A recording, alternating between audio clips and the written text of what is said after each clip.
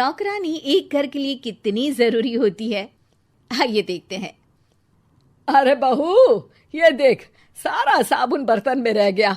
ये नौकरानी कोई काम नहीं करती, गंदा काम करके चली जाती है और ढेर सारा पैसा ले जाती है।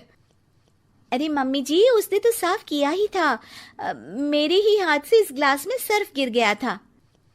अरे बस कर झूठी, उसे बचाने के लिए सारी जुगत लगा ले, लेकिन मैं तो इसे निकाल कर ही रहूंगी। हमारे जमाने में ना कोई नौकरानी थी और ना ही ये चिकने बर्तन। चूल्हे के जले बर्तनों को राख रगड़ कर साफ किया करती थी मैं। अरे माँ जी, मैं कहाँ बचा रही हूँ उसे। और वैसे भी आजकल नौकरानी जरूरत नहीं, स्टेटस सिंबल बन गया है। अब आप बताओ, मैं मुन्ना को नीचे घुमाने ले जाऊं तो लोगों से क्या बोलूं? झाड़ू पोछा खुद लगा रही हूँ।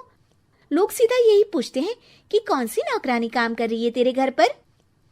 अरे बस कर, ये भी कोई बात होती है? मम्मी जी, आप नहीं समझेंगी।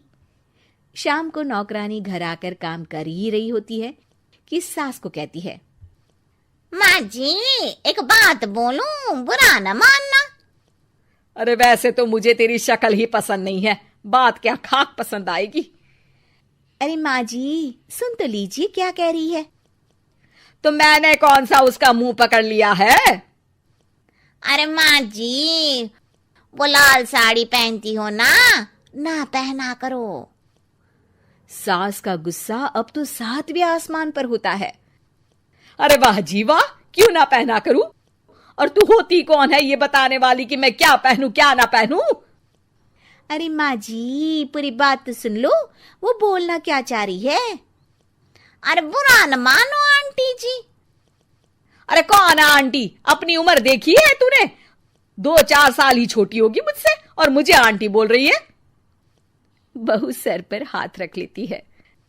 अरे अच्छी खासी उम्र दराज हो और आंटी ना बोलूं?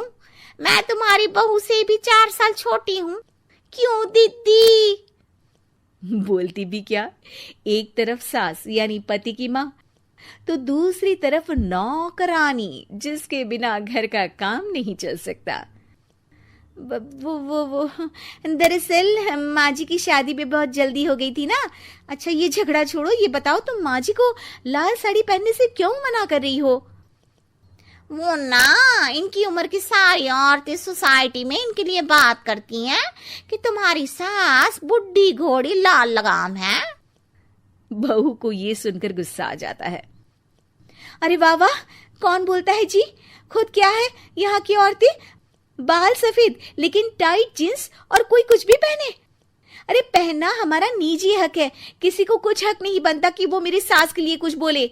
मैं आज ही जाकर माँ जी के लिए लाल जींस लेकर आऊंगी, फिर देखो कोई क्या बोलता है। अरे चुप लाल जींस। अरे सुन नौकरानी की बच्ची, जाकर बोल दे उन लोगों से कि उन लोगों की तरह मैं उड़ती नहीं फिरती हूँ घर बार छोड़कर। अपने बच्चों और नाती पोतों में मन लगाती हूँ, ना कि सारा दिन ताश के पत्तों में आंख गड़ाकर 3 पत्ती खेलूं। नौकरानी वहां से चली जाती है।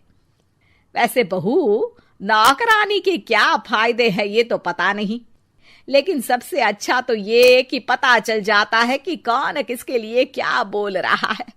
सोसाइटी में तेरा नौकरानी रखने का इरादा बिल्कुल ठीक था। अगले दिन उन लोगों के घर की बेल बजती है। बहू दरवाजा खोलती है कि सामने कुछ औरतें खड़ी होती हैं। अरे बहू, कहाँ है तेरी सास? बुला जरा। अरे बहन जी, आप सारी एक साथ आइए आइए, कैसे आना हुआ? अरे 3 पत्ते खेलने आई हैं, क्यों खेलोगी? क्यों नहीं, वैसे भी बड़े दिन हो गए, एंटरटेनमेंट हुआ नहीं। बहू जा जाकर पकोड़े तो बना ला।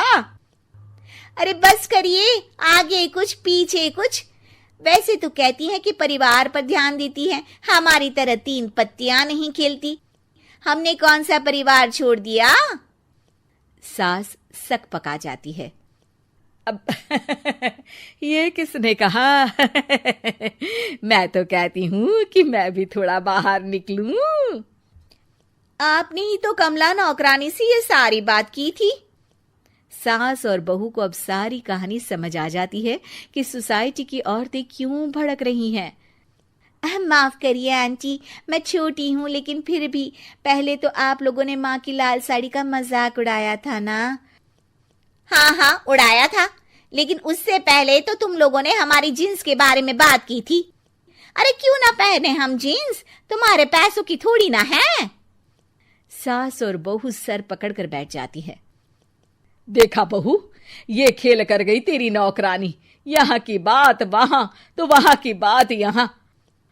दोनों किसी तरह औरतों को समझा बुझाकर घर भेजती है और कसम खाती है कि नौकरानी को नौकरानी ही रहने देंगी।